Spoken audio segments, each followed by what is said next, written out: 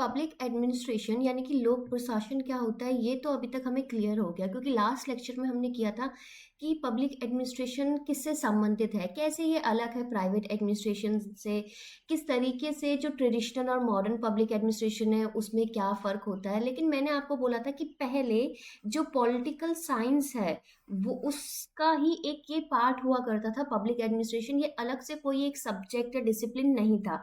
लेकिन public administration को हमने पहले बहुत बार सुना होगा। आपने कौटिल्य की अर्थशास्त्र जो कि बहुत ही फेमस है, माकियावेली की प्रिंस, ठीक है, इसमें कहीं ना कहीं आपने देखा होगा या भी सुना भी होगा कि भाई इसमें ना प्रशासन कैसे चलाते हैं, किस तरीके से प्रिंस को काम करने चाहिए या राजा के क्या दायित्व होने चाहिए, कैसे प्रशासन पूरा स्मूथली चलना चाहिए, सबके क्या क्या रोल्स होना चाहिए, क्या फंक्शन होना चाहिए, ये हमने बहुत पहले से सुनते आए हैं।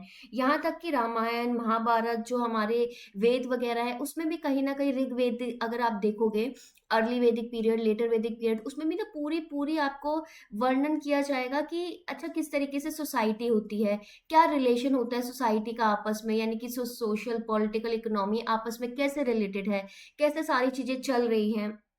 ठीक है, सो इसका मतलब क्या है कि ये जो लोक प्रशासन ऐसा सब्जेक्ट निकल के आया है ना, ये एकदम से नहीं निकल के आया है, लेकिन ये हमेशा से कहीं ना कहीं महत्वपूर्ण था, बहुत ही इंपॉर्टेंट था, तभी सबने इसका वर्णन किया है। ठीक है, इतना सब मेंशन किया है। सो चलिए स्टार्ट करते हैं हमारा लेक्चर नंबर 2 आपका पब्लिक एडमिनिस्ट्रेशन का, और ओवरऑल लेक्चर सीरीज का आई थिंक 95 या 96 नंबर का लेक्चर होगा ये। That is evolution of public administration, कि इसका विकास कैसे हुआ लोक प्रशासन का। ठीक है, और इसको हम पढ़ेंगे आपके मोस्ट डिफिकल्ट जो टॉपिक है बुक्स एंड ऑथर्स के जरिए, क्योंकि इसमें बहुत सारी बुक्स हैं एंड ये मोस्ट इंपॉर्टेंट आपका लेक्चर रहेगा, क्योंकि इसमें से हमेशा एक या दो क्वेश्चन आते ही आते हैं एंड वो एक या दो एमसीक्यू जो है वो ही आपको गलत करवाते हैं।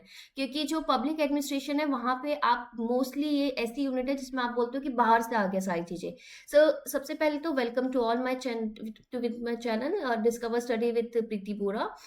इस चैनल में अगर आप जाएंगे तो प्लेलिस्ट वाले सेक्शन में आपको हर एक यूनिट की लेक्चर सीरीज मिलेगी, डिटेल्ड लेक्चर्स मिलेंगे। ठीक है, सो चैनल को सब्सक्राइब जरूर कर लीजिएगा। कोई भी डाउट हो तो कमेंट सेक्शन में जरूर पूछिए, जैसे आपने कल भी पूछा था।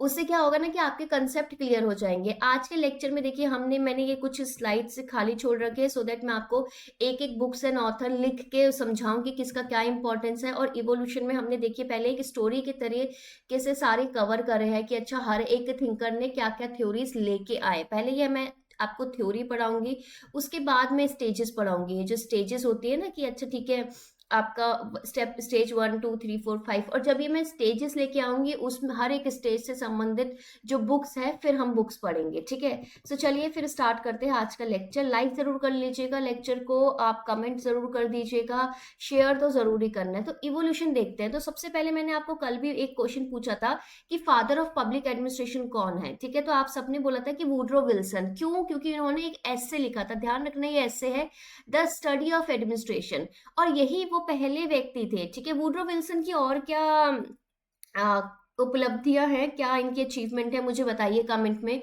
कि चलो ठीक है फादर ऑफ पब्लिक एडमिनिस्ट्रेशन तो है, और उन्होंने क्या कुछ इंपॉर्टेंट चीज दी है या फिर कोई एक इंपॉर्टेंट पोजीशन होल्ड की है, ये मुझे बताइए। द स्टडी ऑफ एडमिनिस्ट्रेशन जो कि पब्लिश हुई थी पॉलिटिकल साइंस क्वार्टरली में 1887 में।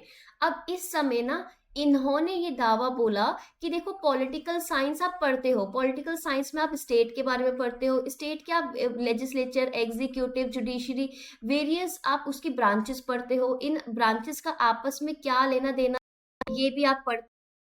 एक सेकेंड, क्या हो गया? ओके, ठीक है ना, इन ब्रांचेस का आपस में क्या लेना देना है ये भी आप पढ़ते हो। लेकिन ये ब्रांचेस आपस में काम कैसे करती है, इनमें किस तरीके से एक बैलेंस बना रहता है, चेक्स एंड बैलेंसेस हमने पढ़े थे, क्या इसकी प्रोसेस होती है, क्या इसका सिस्टम होता है, ये सब हम पढ़ते हैं पब्लिक एडमिनिस्ट्रेशन में। ये प्रशासन हम की जो समझ है वही हमें सिखाता है कि प्रशासन कैसे चलता है, सरकार कैसे चलती है, स्टेट के फंक्शंस कैसे होते हैं, पब्लिक पॉलिसी कैसे बनती है, डिसीजंस कैसे लिए जाते हैं। इन्होंने ये बोला, इसका मतलब इन्होंने बोला कि यार ये सिर्फ एक छोटा सा पार्ट नहीं है पॉलिटिकल साइंस का, बट एक अपना ही अलग से सब्जेक्ट है, एक अपना डिसिप्लिन है। अच्छा, मैंने पहले भी आपको सब्जेक्ट और डिसिप्लिन में डिफरेंस बताया था। क्या डिफरेंस होता है, कोई बता सकता है मुझे? दोनों में से एक ऐसा चीज है कि देखो, दोनों में से एक ऐसा चीज है जिसमें ये होता है कि हम उस पर्टिकुलर टॉपिक के बारे में थ्योरीज, अप्रोचेस वगैरह पढ़ते हैं, और दूसरा क्या होता है कि पढ़ने के साथ साथ उसको रोजमर्रा की जिंदगी में जो एप्लीकेशन होती है। तो दोनों में से क्या डिफरेंस है सब्जेक्ट और डिसिप्लिन में, ये मुझे बताइए। ठीक है, तो इन्होंने बोला। फिर उसके बाद आते हैं फ्रैंक जे गुडनाउ। ठीक है, इनकी एक बुक आई थी पॉलिटिक्स एंड एडमिनिस्ट्रेशन 1900 में। साथ के साथ इसको लर्न करते जाना है। मैं आपको बता देती हूँ, साथ के साथ आप एक पेन पेपर लेके बैठिए। जितनी भी बुक्स आज आ रही है ना, उसको आप लिस्ट कर लीजिए। ठीक है, लिस्ट बना लीजिए, और इसको आप आज के आज यानी कि कल के लेक्चर से पहले विद इन 24 आवर्स ये सारी बुक्स आप लर्न कर लीजिए। ठीक है ना, कोई भी ट्रिक बना के। इससे क्या होगा कि साथ के साथ आपकी बुक्स याद होती जाएंगी, और पब्लिक एडमिनिस्ट्रेशन में बुक्स ही सबसे मुश्किल होगी। इनकी बुक आई थी पॉलिटिक्स एंड एडमिनिस्ट्रेशन। इसमें इन्होंने बोला कि ठीक है, पॉलिटिक्स भी एक चीज है, एडमिनिस्ट्रेशन भी एक चीज है, और आगे जाके हम पढ़ेंगे जो स्टेज 1 होती है उसमें सबसे पहले रिकॉग्नाइज किया गया, उसमें सबसे पहले ये माना गया कि ठीक है भाई, पॉलिटिकल और एडमिनिस्ट्रेशन डाइकॉटमी है, अलग अलग है, दोनों के अपने अपने रोल है, दोनों एक अंग नहीं है। ठीक है, फिर उसके बाद आए WF विलोबाई। ठीक है, इनकी बुक आई थी प्रिंसिपल्स ऑफ पब्लिक एडमिनिस्ट्रेशन। फिर धीरे धीरे जब कोई सब्जेक्ट आता है तो उसके बारे में हमें समझ होती है। समझ आने के बाद हम देखते हैं, अच्छा इसमें ना कुछ कॉमन चीजें हैं। ठीक है, इसमें कुछ कॉमन चीजें हैं। अगर मैं सारे प्रशासन देखूं तो उसमें ना कुछ कुछ कॉमन चीजें, जैसे कि कुछ एक कॉमन गोल्स से संबंधित है। ठीक है, कुछ कॉमन गोल से संबंधित है, कुछ एक प्रोसीजर आपको लग रहा है कि सेम है, कुछ एक मेथड आपको लग रहा है कि सेम है। इस तरीके से ना कुछ कॉमन चीजें हैं, यानी कि हर तरीके के एडमिनिस्ट्रेशन में। यानी कि ये जो एडमिनिस्ट्रेशन है ये अलग से नहीं चल रहा है, ये ना कुछ ना प्रिंसिपल्स पे चल सकता है, सिद्धांत पे चल सकता है। तो फिर धीरे धीरे ना उसके सिद्धांत डिफाइन किए जाने लगे, जो कि हम स्टेज 2 में पढ़ेंगे अभी आगे जाके। ठीक है, कि हाँ ठीक है, इसमें ना कुछ ये सिद्धांत है, ये सब फॉलो करो।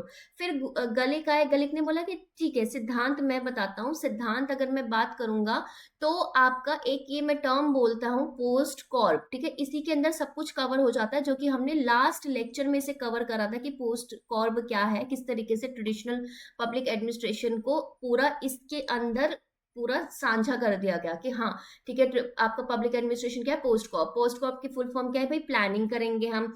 ठीक है, फिर ऑर्गेनाइज करेंगे आपके रिसोर्सेज, सारे संसाधन। फिर स्टाफिंग करेंगे, फिर उनको डायरेक्ट करेंगे कि कैसे काम करना है, फिर कोऑर्डिनेशन करेंगे उनके साथ। ठीक है, फिर आप क्या करोगे, रिपोर्टिंग करोगे कुछ प्रॉब्लम आई तो, और लास्ट में बजटिंग। ठीक है, सो 1937 में ये कब हुआ, ईयर इंपॉर्टेंट है, कभी कभार आ जाता है कि पोस्ट कॉर्प कब आया, किसने दिया। जब लूथर गलिक एंड उर्विक ने 7 प्रिंसिपल्स दे डाले पोस्ट कॉर्प। अब ये एक और को टाइप का क्वेश्चन आता है, MCQ नंबर 2। ये आता है कि देखो, पोस्ट कॉर्प जो आपके दिए गए थे वो कौन से बुक या ऐसे या कहाँ पे आपके मेंशन थे, और 4 आपको ऑप्शन दे देंगे, जिसमें आपको वुड्रो विल्सन की बुक, ये गुडनाउ की बुक, विलोबाई की बुक, और ये इस तरीके से ऐसे आ जाएगा। तो आपको पता होना चाहिए कि कौन सी चीज कहाँ से आ रखी है। तो द साइंस ऑफ एडमिनिस्ट्रेशन है ना, उसमें आया। अब ये साइंस क्यों बोला गया, क्योंकि लास्ट लेक्चर में भी मैंने आपको बोला था कि ये बेसिकली जब मैं सोशल साइंसेस की बात करती हूँ तो ये साइंस नहीं, सोशल साइंस होता है। और साइंस क्यों बोला गया, क्योंकि एक फिक्स इन्होंने किया। ठीक है, फिक्स किया कि अच्छा ये सारी जो 7 प्रोसेसेस हैं, ये जो 7 प्रोसेस है, ये सब में कॉमन देखी गई है, ये हमेशा हमें दिखेगी ही दिखेगी। दैट्स वाई इसे साइंस बोला गया। अब ये याद हो जाएगा, पोस्ट कॉर्प साइंस में आया है। किसके साइंस की बात कर रहे थे, एडमिनिस्ट्रेशन के। तो द साइंस ऑफ एडमिनिस्ट्रेशन में पोस्ट कॉर्प आया। फिर धीरे धीरे आपका ये जो प्रोसेस है वो आगे बढ़ी, और मैक्स वेबर आए। मैक्स वेबर ने बोला कि यार ठीक है, ये जो आपका पब्लिक एडमिनिस्ट्रेशन है ये बेसिकली किससे संबंधित है। हम सबको पता है ये एग्जीक्यूटिव यानी कि जो कार्यपालिका वाली ब्रांच थी आपके गवर्नमेंट की, सरकार की, स्टेट की, उससे संबंधित है। तो इसका मतलब कहीं ना कहीं ये ब्यूरोक्रेट से संबंधित है। तो ब्यूरोक्रेट्स किस तरीके से काम करते हैं, ब्यूरोक्रेसी कैसे काम करती है, अगर मैंने वो समझ लिया तो इसका मतलब मैंने पब्लिक एडमिनिस्ट्रेशन समझ लिया। तो अगर मैं ब्यूरोक्रेसी को सही से, क्योंकि ब्यूरोक्रेसी भी उस समय कोई कोई होता था कि बहुत ही एफिशिएंटली काम कर रही है, लेकिन कहीं कहीं होता था कि यार ढंग से काम कर ही नहीं रही है।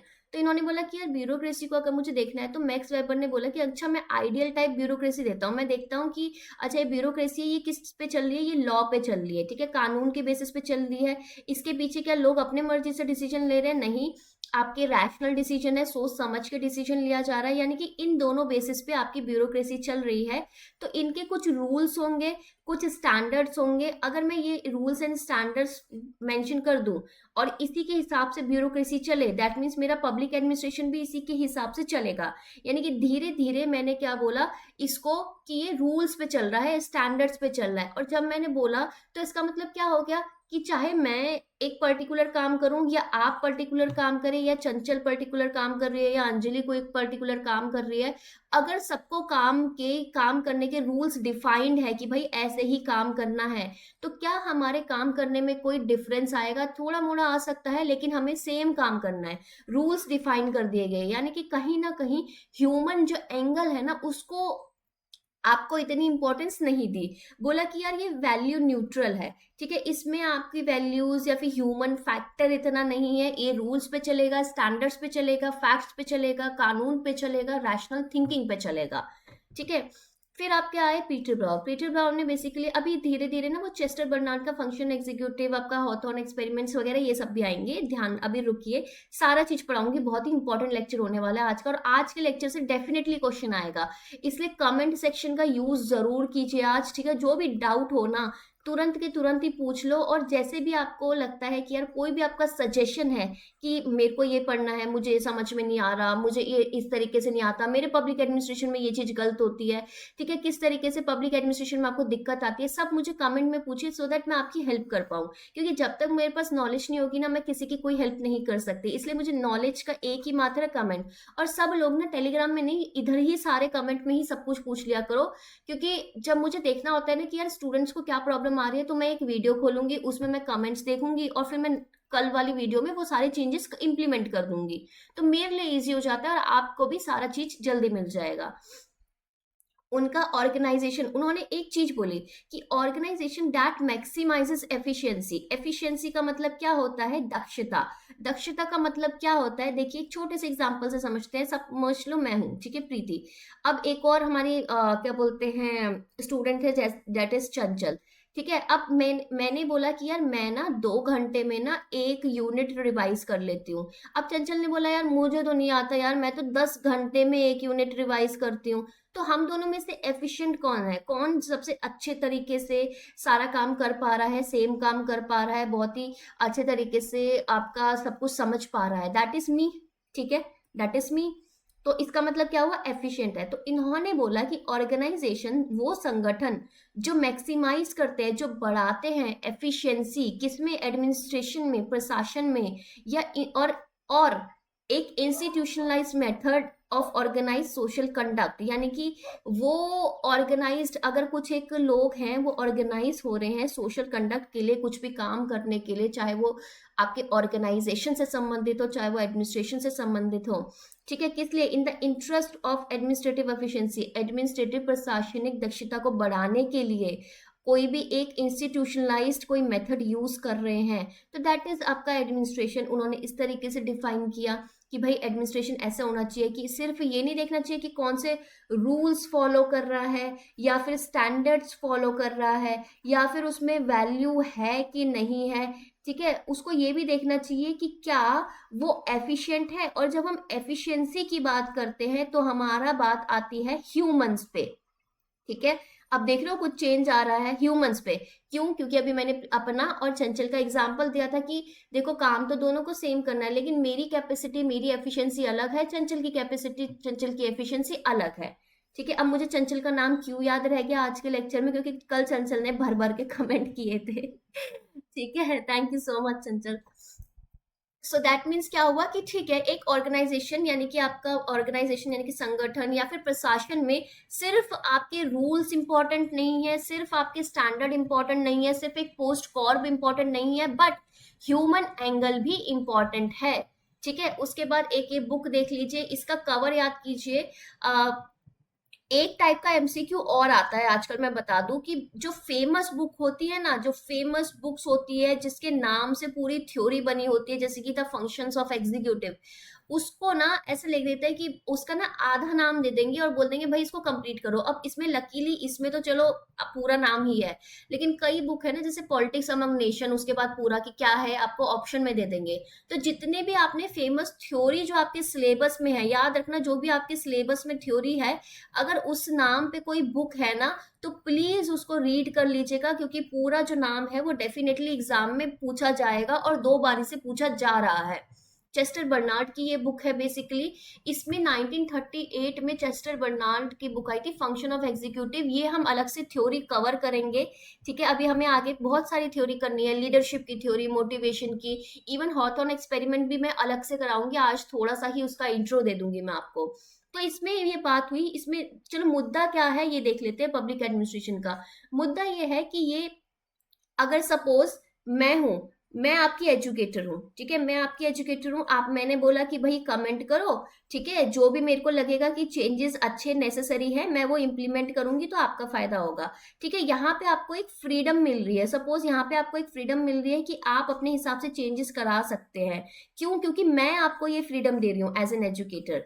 अब समझ लो कोई और ऐसा एजुकेटर है जो कि थोड़ा सरियल है, ठीक है, आप जो भी बोलते हो ना कि ठीक है आप पढ़ाई से रिलेटेड बात करते हो, चलो फालतू की बकवास करोगे तो हर कोई इरिटेट हो जाएगा, लेकिन आप चेंजेस की बात करते हो बट वो चेंजेस हो ही नहीं रहे हैं, ठीक है। वो अपने हिसाब से सपोज वो पेड कंटेंट ज्यादा लेके आ रहे हैं या फिर वो सिर्फ व्यूज के लिए काम कर रहे हैं, ऐसा कुछ है। तो यहाँ पे आपको फ्रीडम नहीं मिलती। इसका मतलब क्या है? तो इसका मतलब ये है कि आपका जो पढ़ाई करने का तरीका है, चीजें समझने का तरीका है, वो यहाँ पे अलग है और यहाँ पे अलग है। इसका मतलब ये हुआ कि जिस तरीके से आपके मैनेजर होंगे, एग्जीक्यूटिव होंगे, या फिर मैंने एजुकेटर का इसलिए एग्जांपल दिया क्योंकि आपको बहुत इजीली समझ में आएगा कि एजुकेटर होंगे, उस हिसाब से ही आपकी तैयारी होगी या उस हिसाब से ही आप काम करोगे। तो चेस्टर बर्नार्ड ने बोला कि ये एग्जीक्यूटिव किस तरीके से होते हैं उस हिसाब से बहुत डिपेंड करता है कि आपकी ऑर्गेनाइजेशन की एफिशिएंसी कैसे होगी, कितना काम कोई कर पाएगा, कितना नहीं कर पाएगा, वर्कर्स कितने मोटिवेटेड होंगे या नहीं होंगे, कैसी लीडरशिप होगी। यानी कि अब धीरे धीरे जो पब्लिक एडमिनिस्ट्रेशन का जो इवोल्यूशन है वो प्रिंसिपल्स, मानदंड, स्टैंडर्ड्स, ठीक है, कुछ रूल्स यहाँ से इवॉल्व होके ह्यूमन साइड की तरफ शिफ्ट हो रहा है। एक नए एंगल्स आ रहे हैं कि एफिशिएंसी इंपॉर्टेंट है, वैल्यू इंपॉर्टेंट है, लोग इंपॉर्टेंट है, ठीक है। फिर आए हर्बर्ट ए साइमन, ठीक है, हर्बर्ट ए साइमन की भी ये बुक है। जैसे कि अब देखो इस बुक का नाम क्या है, अ study of decision making processes in administrative organisations, administrative behaviour, आपकी हर्बर्ट ए साइमन की, ठीक है ना।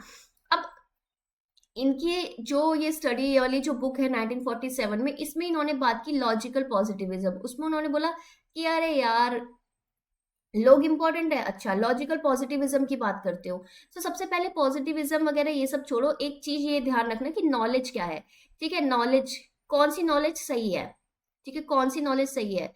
जो नॉलेज ट्रू है, जिसको आप बैक कर सकते हो फैक्ट से, जिसको आप प्रूफ दे सकते हो, जिसके पीछे कोई भी ना कोई रीजन है, वो नॉलेज सही है, ठीक है। ये एक होता है, एक कंसेप्ट है। सो दैट इज आपका कहीं ना कहीं कि यार ठीक है, अगर आपने मुझे बोला कि मैम मेरे 100 मार्क्स आए और किसी ने मुझे बोला मैम मेरे 50 मार्क्स आए, तो जिसके 50 मार्क्स आए उसने मेरे को पूरा डेटा दिया कि मैम मैं बीमार था, मुझे फीवर था, ये लो डॉक्टर का पूरा पर्चा ले लो, ये ले लो, तो मतलब वो सच बोल रहा है, यानी कि उसको उसने बैक कर दिया कि अच्छा ये रीजन थे, इस वजह से मेरे 50 मार्क्स आ रहे हैं, मेरे 100 नहीं आ पाए, सो सॉरी, ठीक है। सो इन्होंने बोला कि ठीक है ये सब भी चीजें इंपॉर्टेंट होती हैं। अब ये जितनी भी थ्योरीज आ रही हैं ना, अभी तो मैं इवोल्यूशन बता रही हूँ कि पब्लिक एडमिनिस्ट्रेशन में ये चेंजेस आए, लेकिन ये जो थ्योरी है ना, जैसे कि चेस्टर बर्नार्ड की थ्योरी हो गई, इनकी थ्योरी हो गई, ये हम डिटेल में अभी पढ़ेंगे, एक एक करके पढ़ेंगे जब हम सारे थ्योरीज कवर करेंगे। इन्होंने बात की classical principal of public administration को, ये जो बोलते थे ना कि यार अभी जो सेकेंड स्टेज में हमने देखा था कि कुछ प्रिंसिपल्स बना रखे हैं कि यार हाँ पब्लिक एडमिनिस्ट्रेशन के, ठीक है, कि हाँ पब्लिक एडमिनिस्ट्रेशन क्या है, यही चीज है। जैसे गलिक ने बोल दिया कि सिर्फ पोस्ट फॉर्म ही है, ठीक है, ये सारे 7 प्रिंसिपल है। इन्होंने बोला क्या है, ये मेनली प्रोवर्ब है, ठीक है, मेनली प्रोवर्ब है, मात्र नीतिवाचक है। ये तो भाई क्या है, अब हमेशा हम हर एक चीज को सिर्फ इन 7 चीजों में तो डिफाइन नहीं कर सकते। फॉर एग्जाम्पल जितने भी स्टूडेंट्स यहाँ पे तैयारी कर रहे हैं सबकी तैयारी सेम नहीं हो सकती, हाँ तरीका, आपकी प्रोसेस भी कभी कभार सेम नहीं हो सकती, और ये अनसाइंटिफिक है। जिसको तुम साइंस बोल लो ये अनसाइंटिफिक है, बिकॉज इसमें तुम सारी चीजें, सारे फैक्ट्स, सारे डिसीजन मेकिंग के जितनी भी चीजें तुम्हें लगती है वो तो तुम कवर कर ही नहीं रहे हो, ठीक है, ये इन्होंने तर्क दिया। हर्बर्ट साइमन को हम अलग से पढ़ेंगे, लेकिन ये जो प्रोवर्ब वाला जो एक क्वेश्चन है ना, ये हमेशा आता है कि ये जो प्रोवर्ब किसने बोला है, प्रिंसिपल्स को, क्लासिकल वाले जो प्रिंसिपल्स है उसको किसने बोला है, तो हर्बर्ट साइमन उसका एग्जाम्पल होगा। ठीक है, नेक्स्ट आता है आपका हॉटॉन प्रिंसिपल। अब धीरे धीरे आपने देखा है कि शिफ्ट हो रहा है, एक बहुत ही बड़ा शिफ्ट हो रहा है ह्यूमन एंगल की तरफ। तो हॉटॉन ने ना, एल्टन मेयो ने ना एक एक्सपेरिमेंट किया, हॉटॉन एक्सपेरिमेंट। उसमें ना 4 स्टेजेस थी, ठीक है, लेट 1920 से 1930 के बीच में किया था उन्होंने, 4 स्टेजेस थी। उनमें देखा कि यार लोग काम कैसे करते हैं, क्या लोगों के काम करने के जो तरीका है उससे क्या इम्पैक्ट पड़ता है, उससे क्या कोई प्रभाव पड़ता है आपके एडमिनिस्ट्रेशन, प्रशासन पे या संगठन, ऑर्गेनाइजेशन पे, हाँ या ना। ठीक है, ये तो उन्होंने बोला कि चलो ठीक है, कुछ ना 3-4 एक्सपेरिमेंट करते हैं। एक तो हम ऐसा करते हैं ना कि एक ऐसा हम फैक्ट्री में जहाँ पे टेक्सटाइल का, धागे का बारीक काम होता है ना, वहां पे एक में ना बहुत सारे लाइट बल्ब ऐसे लगा लेते हैं। मैं बल्ब बना देती हूँ, आई डोंट नो कैसे मेरा बल्ब बना है, बट आई थिंक आपको अच्छा ही लग रहा होगा। ठीक है, तो एक में हम लगा देते हैं, एक में नहीं लगा देते। तो ये देखा गया कि जहां पे हमने ध्यान रखा कि लोगों की जरूरतों का, कि हाँ ठीक है उनको देखने में प्रॉब्लम हो रही होगी या फिर अच्छे से उनका ख्याल रखना चाहिए, तो लोगों में ना एक ना साइकोलॉजिकल आपका नीड आई कि अच्छा यार ये हमारे बारे में सोच रहे हैं, हम अच्छा काम करने का जो एफिशिएंसी है वो ऑटोमेटिकली बढ़ गई। दूसरा हमने बोला कि ठीक है एक काम करते हैं, एक साइड ना वर्कर्स को पैसे, ठीक है, डॉलर, रुपीस ये बनाते हैं। एक तरफ ना बोलते हैं कि ठीक है आपके फिक्स्ड आवर्स हैं, तो आपको जो भी एक्स्ट्रा काम करेगा, जितना भी लोग एक्स्ट्रा काम करेंगे उनको क्या मिलेगा, उनको बोनस मिलेगा। दूसरी साइड कोई भी बोनस नहीं दिया गया। तो ये देखा गया कि जहां पे भी बोनस मिल रहा है, यानी कि जहां पे भी इंसेंटिव मिल रहे हैं, उनके काम को रिकॉग्नाइज किया जा रहा है, रिकॉग्निशन, यहाँ पे देखो रिकॉग्निशन कि सराहाया जा रहा है कि अच्छा आपने तो बहुत ही अच्छा काम किया। जैसे कि मैंने आपको बोला, आपने कमेंट किया, ठीक है, कुछ ऐसे लोग हैं जो कमेंट करते नहीं है, बट समझ लो उन्होंने डर डर के कमेंट किया, और मैंने बोला यार तुमने तो अच्छा ये क्वेश्चन पूछा था, चलो मैंने पूरा आंसर दे दिया। मैंने बोला अच्छा तुम तो बहुत अच्छे करते, ये करते, तो ये कहीं ना एक मोटिवेशन आती है, ऐसा लगता है कि नहीं यार अब मैं और कमेंट में ना पार्टिसिपेट करूंगा एक्टिविटीज में, या करूंगी मैं क्वेश्चन के आंसर दूंगा। तो रिकॉग्निशन से ये फर्क पड़ता है। ठीक है, तीसरा आपसे बोला गया कि तीसरा ना आपको ना ऐसे ग्रुप में बुला के ऐसे बोला गया कि अलग अलग इंडिविजुअली बोला गया। ठीक है, इंडिविजुअली सपोज मैंने आपको आपको बोला कि ठीक है ये जो वीडियो है ना इसमें आप कमेंट करना, हर एक पर्सन कमेंट करना कि आपको क्या क्या चेंजेस चाहिए हो। सपोज मैंने वो चेंजेस नहीं किए, लेकिन फिर भी आपको लगा कि यार मैम तो बहुत अच्छी है, मैम ने तो पूरा हमसे पूछा कि आप हमारे हिसाब से कि आपको क्या चेंजेस चाहिए हैं क्या नहीं है, तो कम्युनिकेशन होने की वजह से आपका क्या हुआ, एक पॉजिटिव आउटलुक आया कि नहीं मैम तो हमारी सबकी सुनती है, तो कभी भी फ्यूचर में आपको कोई भी प्रॉब्लम हो तो आप मेरे से बेझिझक आके बोल सकते हो। फिर क्या किया गया, फिर आपको 2 ग्रुप में मैंने बांट दिया, group number A B C, और इस तरीके से देखा कि यार किस तरीके से कम्युनिकेशन होता है आपस में, कैसे ये काम कर रहे हैं, कोई किसी की चुगली कर रहा है कि नहीं कर रहा, कैसे कंपटीशन है। तो इस इन सारी चीजों में आपका जो ऑर्गेनाइजेशन है उसकी एफिशिएंसी बढ़ी। यानी कि सीधा सीधा हॉथॉर्न ने एक चीज बोली कि जो ह्यूमन एंगल है, कि ह्यूमन को हम कैसे अपने ट्रीट कर रहे हैं, उससे जो एडमिनिस्ट्रेशन है उस पर प्रभाव पड़ता है। क्यों? क्योंकि कहीं ना कहीं साइकोलॉजिकल कॉन्टैक्ट होता है, इंटरेस्ट आता है वर्कर का, सोशलाइज होते हैं वो ग्रुप एक्टिविटी के थ्रू।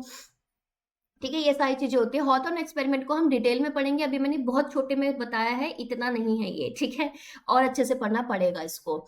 देन आपका आता है हॉटन का प्लांट, आपको पता ही होगा, western electric company, late 1920s में वहां पे स्टडी किया गया ह्यूमन बिहेवियर का, ह्यूमन एस्पेक्ट जो एडमिनिस्ट्रेशन है उसका, ये मैं अभी समझा चुकी हूँ। और पब्लिक एडमिनिस्ट्रेशन बेसिकली क्या है, इज अ साइंस, साइंस है।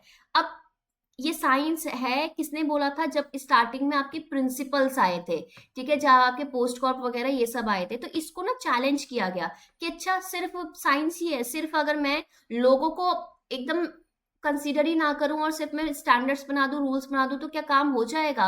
ये ढाल ने बोला। ठीक है, इनकी भी बुक बहुत इंपॉर्टेंट है, इनका भी काम बहुत इंपॉर्टेंट है। इन्होंने बोला था साइंस ऑफ पब्लिक एडमिनिस्ट्रेशन। अभी हमने साइंस ऑफ एडमिनिस्ट्रेशन वाला एक ऐसे का नाम पढ़ा था, वो किसने लिखा था जरा बताओ। इन्होंने बोला कि 3 दिक्कत है उसमें, 3 प्रॉब्लम है। ठीक है, 3 प्रॉब्लम है, 3 फैक्टर्स इंपॉर्टेंट नहीं है। अब ये ध्यान रखना, ये मेरे को लग रहा है एग्जाम में आ सकता है, और जो भी मैंने बोल दिया कि एग्जाम में आ सकता है वो इसके चांसेस बहुत बढ़ जाते हैं। 1947 में इन्होंने बोला प्रिंसिपल ऑफ एडमिनिस्ट्रेशन की जो एडमिनिस्ट्रेशन के जो प्रिंसिपल्स आपने बना दिए हैं ना, इसको ऑब्स्ट्रक्ट किया जाता है, इसमें ना बाधा डाला जाता है या ये रुक जाएंगे। तीन फैक्टर, तीन कारणों की वजह से। सबसे पहले वैल्यूज, कि सबसे पहले तो आपने वैल्यू वगैरह का इंपॉर्टेंस ही नहीं दिया। आपने ये नहीं देखा कि जो लोग हैं वो अलग अलग सिचुएशन में अलग अलग डिसीजन लेते हैं। सपोज आज आप बहुत मोटिवेटेड हो, कल आप बहुत ही दुखी हारे टाइप के पर्सन बन रहे हो, तो आपके डिसीजन में फर्क आएगा। इंडिविजुअल पर्सनालिटीज अलग अलग है। अगर मेरे को मैनेजर्स चेंज कर दिए गए तो क्या डिफरेंस नहीं आएगा? अगर एम्प्लॉयज चेंज कर दिए गए तो क्या प्रशासन में फर्क नहीं आएगा? बिल्कुल आएगा। और तीसरा है सोशल फ्रेमवर्क। फॉर एग्जाम्पल, मेरा जो कल्चर है, ठीक है, मेरा जो ट्रेडिशन है, या सबसे इंपॉर्टेंट अगर मैं देखूं, सपोज दिल्ली है, ठीक है, सपोज तमिलनाडु है, सपोज छत्तीसगढ़ है, सपोज राजस्थान है, ठीक है। क्या इन चारों जगह में अगर मैं सेम कोई रूल्स या सेम कोई पॉलिसी की बात करूं तो क्या सब जगह सेम तरीके से इंप्लीमेंट होगी? नहीं होगी। क्यों? क्योंकि सामाजिक जो आपका ढांचा है वो अलग है। दिल्ली में काम करने का तरीका, तमिलनाडु में काम करने का तरीका, छत्तीसगढ़ राजस्थान में काम करने का तरीका एकदम अलग होगा। तो पब्लिक एडमिनिस्ट्रेशन में धीरे धीरे ये क्वेश्चन उठ के आने लगे कि पब्लिक एडमिनिस्ट्रेशन है क्या, क्या क्या चीजें उस पर इम्पैक्ट करती है। अब आते हैं हम स्टेजेस पे, और स्टेजेस के साथ साथ हम बुक्स पढ़ेंगे, ठीक है। अभी आपने स्टोरी की तरह तो एवोल्यूशन देख लिया, अब इस स्टोरी को हमें स्टेजेस में फिट करना है। अब सबसे पहले मुझे ये बताइए कि ये जो स्टेजेस है ये कौन लेके आया था, कि यार ये 5 स्टेजेस होती है, ये कौन लेके आया था? और अगर ये क्वेश्चन आ गया ना यूजीसी नेट में एग्जाम में, तो आप बोलोगे मैम पेपर तो बाहर से आया था। ये मैं थोड़ी देर में आपको बताऊंगी। और ये ऐसा पर्सन है जिनके नाम पे I think last to last year question आया था, ठीक है। और उन्होंने कुछ 5 A's के बारे में बात की थी, या किसी चीज के बारे में, या न्यू पब्लिक एडमिनिस्ट्रेशन की किसी चीज के बारे में बात की थी, और आपने बोलता मैम बाहर से क्वेश्चन आया है।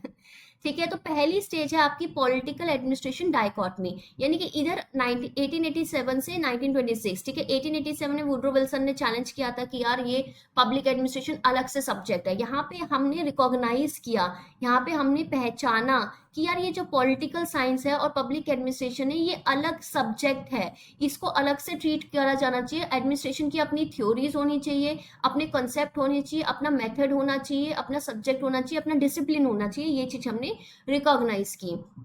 दूसरा स्टेज आता है प्रिंसिपल ऑफ एडमिनिस्ट्रेशन। जब ये अलग से सब्जेक्ट बन गया, तो जब सब्जेक्ट बन जाता है तो फिर उसके कुछ प्रिंसिपल्स होते हैं, कुछ थ्योरीज वगैरह, ये सब चीजें डेवलप होने लगी, धीरे धीरे इनका डेवलपमेंट होने लगा। तो उसमें आ गए प्रिंसिपल्स की। पहले बोला गया कि कुछ प्रिंसिपल्स हैं, कुछ मानदंड है, कुछ सिद्धांत है जिनके बेसिस पे ये सारी चीजें होती हैं। यानी कि इसमें रूल्स को इंपॉर्टेंट दी गई, स्टेट को इंपॉर्टेंट दी गई, और आपका गवर्नमेंट को इंपॉर्टेंस दिया गया, ब्यूरोक्रेसी को इंपॉर्टेंस दिया गया, कानून को इंपॉर्टेंस दिया गया, या मोटा मोटा आपका लॉ के बेसिस पे जो मेथड्स है उस पर फोकस किया गया।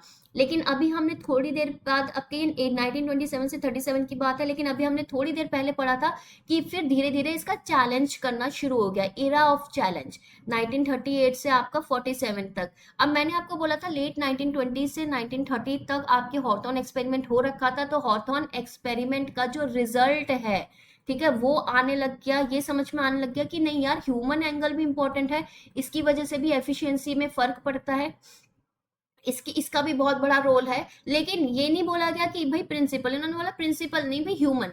लेकिन फिर धीरे धीरे ना हमको कंफ्यूजन होने लगी, क्राइसिस ऑफ आइडेंटिटी आ गया 1948 से 70 तक। ये समझ में नहीं आया कि यार ये प्रिंसिपल वाले स्टेज को हम फॉलो करें या ह्यूमन वाले स्टेज को फॉलो करें, या फिर दोनों को फॉलो करें। ये ना आइडेंटिटी का क्राइसिस होने लग गया। यहाँ पे नई नई पब्लिकेशन आई, नई नई थ्योरीज आई, ठीक है, नया नया इवोल्यूशन हुआ आपके पब्लिक एडमिनिस्ट्रेशन का। एंड फाइनली हम आए स्टेज नंबर 5 में, जहां पे ये बोला गया कि पब्लिक एडमिनिस्ट्रेशन ऐसे रूल, ह्यूमन, ये सब इन सब चीजों के बारे में नहीं है। ये सबसे इंपॉर्टेंट किस चीज के बारे में है? पब्लिक के बारे में है, पब्लिक की पॉलिसीज के बारे में है, कैसे ये बेटर हो सके उसके बारे में है। तो अगर मैं पब्लिक एडमिनिस्ट्रेशन का बेस क्या है इसे छोड़ते हुए इस पे फोकस करूं कि पब्लिक पॉलिसी किस तरीके से अच्छी हो सकती है, तो वो ज्यादा इंपॉर्टेंट है, रादर देन मैं ये देखूं कि अच्छा ये पब्लिक एडमिनिस्ट्रेशन होता क्या है। और पब्लिक पॉलिसी अच्छी होने के लिए हमें हर एक एंड पे फोकस करना पड़ेगा, ठीक है। सार्वजनिक नीति परिप्रेक्ष्य 1971 के बाद। इतनी चीजें क्लियर हो गई। ये मैंने यहाँ पे भी डाल रखा है, पूरा अच्छा सा डायग्राम बना रखा है, स्टेज नंबर 1 2 3 4 5। अब आ जाते हैं हम बुक्स एंड ऑथर्स पे, ठीक है। Books and author most important आपका रहेगा इस पूरे लेक्चर में। और एक और चीज बता दूं, ये जो आपका ये है ना इवोल्यूशन ऑफ पब्लिक एडमिनिस्ट्रेशन, अभी मैंने आपसे बोला था कि किसने बोला है, तो निकोलस हेनरी, ठीक है। निकोलस हेनरी, किसने नाम सुना है इनका, हाँ या ना, मुझे यस या नो बोलो। इनका एक बुक आई थी, ठीक है। इनकी बुक का नाम है पब्लिक एडमिनिस्ट्रेशन, ठीक है। मैं शॉर्ट में लिख रही हूँ, public administration and public affairs, ठीक है। इसमें इन्होंने बोला कि जो पब्लिक एडमिनिस्ट्रेशन है उसका इवोल्यूशन ना 5 स्टेजेस में हुआ है, सक्सेसिव स्टेजेस है, यानी कि एक के बाद एक, ये हो गया, इसके बाद ये हो गया, इसके बाद ये हो गया, और इसके बाद ये हो गया, और समटाइम्स कुछ कुछ चीजें जो बीच है इधर ओवरलैप भी करते हैं। और ये स्टेजेस इन्होंने अपनी बताई, ठीक है। ये स्टेजेस इन्होंने अपनी बताई, लेकिन इनकी जो टाइमलाइन थी ना वो सेम नहीं थी, इनकी टाइमलाइन थोड़ी डिफरेंट थी, ठीक है। इनकी टाइमलाइन डिफरेंट थी। याद रखना, जो पहली वाली स्टेज थी ना, मैं यहाँ पे लिख देती हूँ, पहली स्टेज की टाइमलाइन इन्होंने 1900 से 1926 की दे रखी थी। कभी आप बोलो कि नहीं नहीं ये तो गलत है, क्योंकि निकोलस हेनरी ने अपना 19 ये इस तरीके से दी थी, ठीक है। तीसरी स्टेज इन्होंने 1950 से 1970s में दी थी। चौथी इनकी 19 आपका 56 से 70 हो गया, एंड फिफ्थ देखो 1970 ऑनवर्ड्स, ठीक है। अब आपको यहाँ पे लिख रहा होगा कि इधर थोड़ा ओवरलैपिंग है, ठीक है, इधर थोड़ा ओवरलैपिंग है। पहली स्टेज ना वही पॉलिटिकल एडमिनिस्ट्रेशन डायकॉटमी वाली है, दूसरा प्रिंसिपल ऑफ एडमिनिस्ट्रेशन वाली है, तीसरी स्टेज है public administration as pol science, कि पॉलिटिकल साइंस कैसे है। चौथी स्टेज क्या है, पब्लिक एडमिनिस्ट्रेशन, लिख लो साथ के साथ, एज मैनेजमेंट, वीडियो पॉज करके लिख लो। और लास्ट है आपका public administration as public administration, ठीक है। ये है, ये 5 स्टेजेस इन्होंने दे रखी है, ध्यान रखना, और ये डिफरेंट है इन स्टेजेस से। तो निकोलस हेनरी पे क्वेश्चन आता है, और इनकी जो ये टाइमलाइन है ये इंपॉर्टेंट है, ध्यान रखना।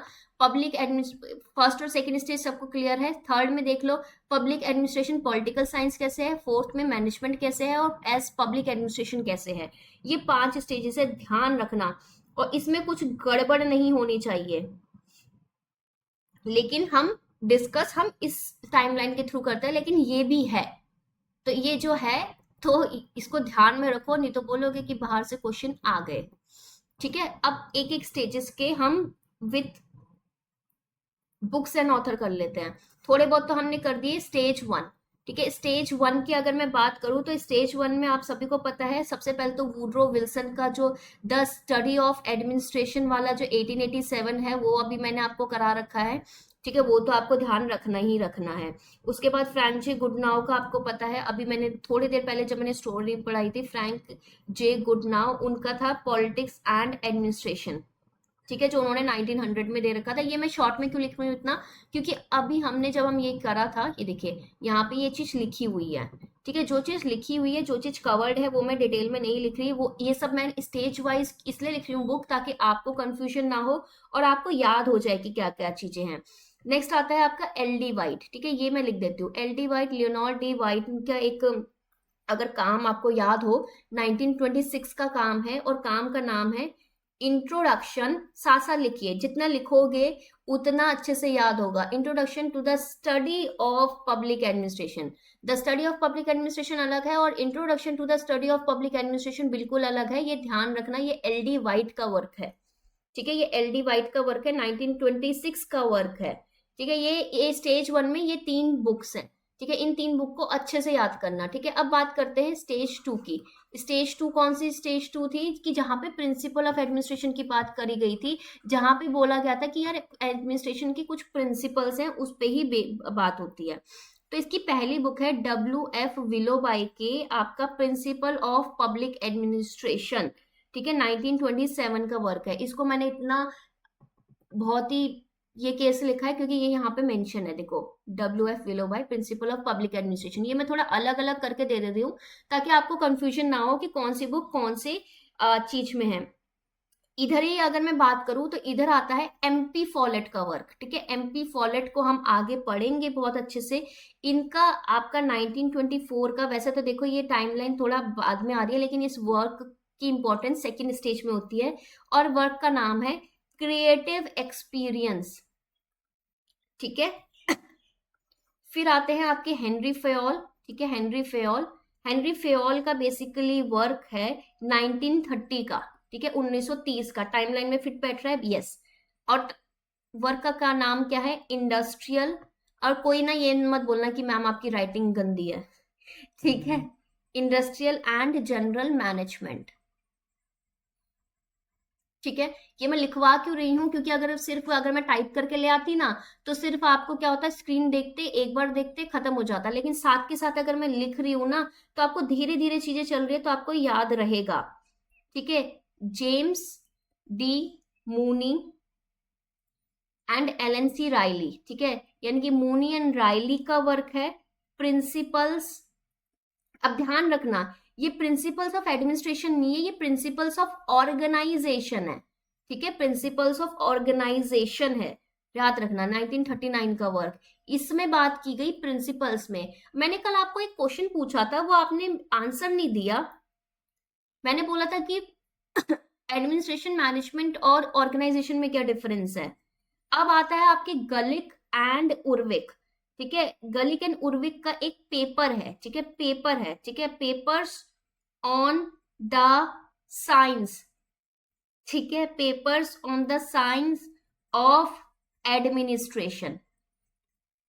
अब याद हो रहा है ना, paper on the science of administration. अब ये स्क्रीन इतनी देर तक पॉज होगी तो आप बार बार याद करते रहोगे, बार बार मैम मल्टीपल टाइम्स दिमाग में चलते रहेगा, ये बहुत इसमें फायदा होता है, ठीक है ना। Papers on the science of administration, इतनी चीज समझ में आ रही है, क्लियर हो क्या, हाँ या ना मुझे बताइए। एंड इसके साथ साथ आप एक और लिख दीजिए, दैट इज F.W. टेलर का।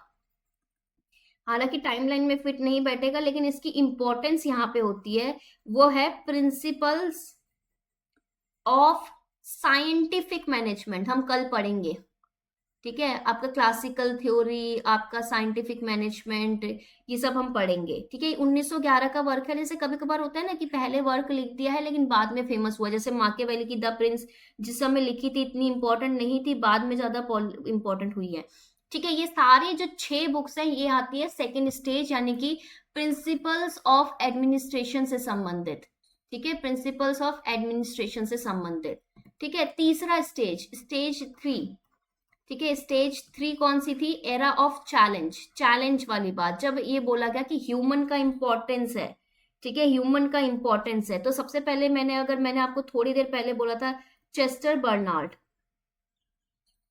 द फंक्शन ऑफ एग्जीक्यूटिव, ये इसलिए लिख रही हूँ क्योंकि ऑलरेडी मैंने अच्छे से लिखवा रखा है।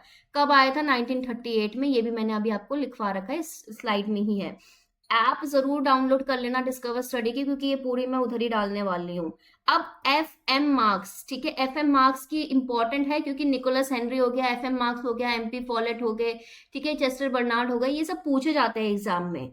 इनकी ना एक बुक है, 1946 की बुक है, और इसकी बुक का नाम है एलिमेंट्स ऑफ पब्लिक एडमिनिस्ट्रेशन। और यही बुक वो है जो आपके नाक में बहुत ही दम कर देती है, क्योंकि इस बुक में से एक चीज इन्होंने कंसेप्ट दिया था, वो एग्जाम में पूछा जाता है। और अगर कोई भी ऐसा पर्सन है जो सीरियसली तैयारी कर रहा है, 18 जून वाला पेपर भी दिया है, तो वो मुझे बता देगा कि इसमें से क्या क्वेश्चन आता है, ठीक है, इसमें से क्या क्वेश्चन आता है। उसके बाद हर्बर्ट साइमन का मैंने अभी आपको बोला, इनका आर्टिकल आया था कि प्रोवर्ब वाला, प्रोवर्ब ऑफ एडमिनिस्ट्रेशन की इन्होंने बात की थी, ठीक है, ये 1946 में, ये तो हमने कर ही लिया है। उसके बाद आ जाता है एडमिनिस्ट्रेटिव बिहेवियर वाला, इनकी जो बुक थी वो भी आप ध्यान रखिएगा, ठीक है। उसके बाद ढाल का आपको पता ही है, ठीक है, जो 3 प्रॉब्लम्स वाली बुक थी वो आ जाती है इसमें, ठीक है, the science of administration 3 problems उनकी बुक है, ये ध्यान रखना, ये भी इसी वाली आपकी जो स्टेज है उससे संबंधित है।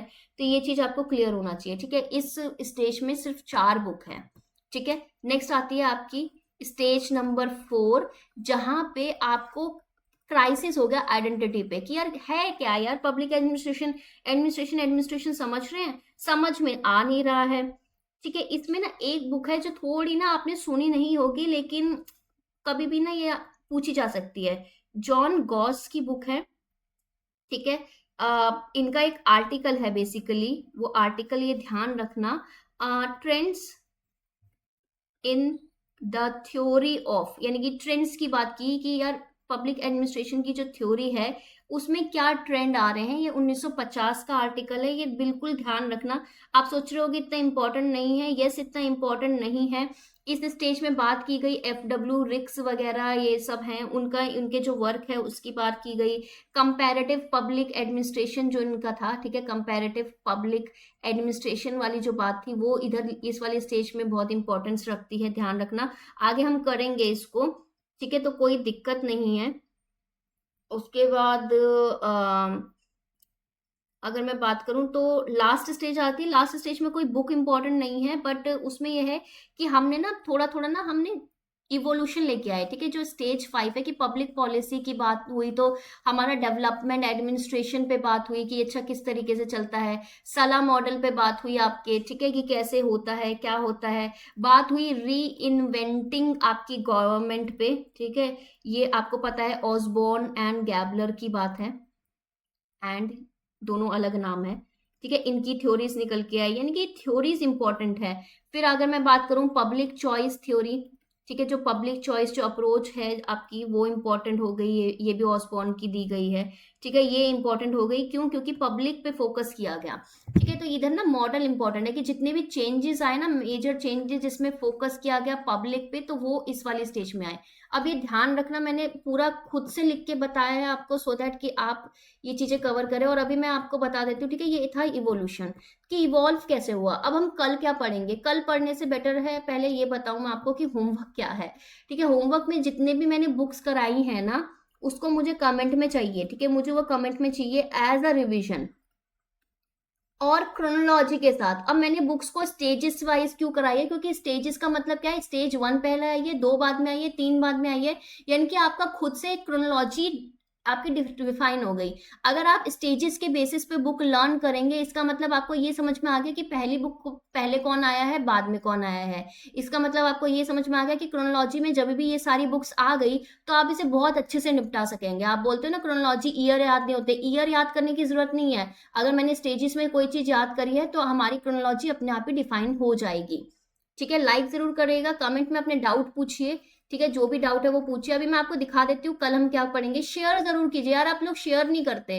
शेयर करना मोस्ट इंपॉर्टेंट है, सब्सक्राइब करना मोस्ट इंपॉर्टेंट है, और नोटिफिकेशन ऑन कर लीजिएगा, क्योंकि 8 बजे मैंने लेक्चर सीरीज कर रखी है और कभी आप भूल जाते हो। अब देखो, अब कल हम क्या पढ़ेंगे, थ्योरीज ऑफ पब्लिक एडमिनिस्ट्रेशन आपकी स्टार्ट हो जाएगी। जैसे क्लासिकल थ्योरी हो गया, मेजर प्रिंसिपल क्या है, हेनरी फेयल का ऑर्गेनाइजेशन क्या है, साइंटिफिक मैनेजमेंट देखो, ठीक है। ये सारी चीजें मैंने bureaucratic theory, functionalist theory, system theory, decision making, Simon का रैशनल, ये देखो बार्गेनिंग, पब्लिक चॉइस, ये सब कुछ मैंने सब कुछ आपका पूरा कंटेंट बना हुआ है। इट्स जस्ट लाइक कि जितना आप शेयर करेंगे, जितना आप इसको लाइक करेंगे, जितना आप क्वेश्चन पूछेंगे, मेरा भी क्लियर होगा कि अच्छा आपको क्या किस तरीके का कंटेंट चाहिए, उतना आपको कंटेंट अच्छे से मिलेगा, ठीक है, ये ध्यान रखना।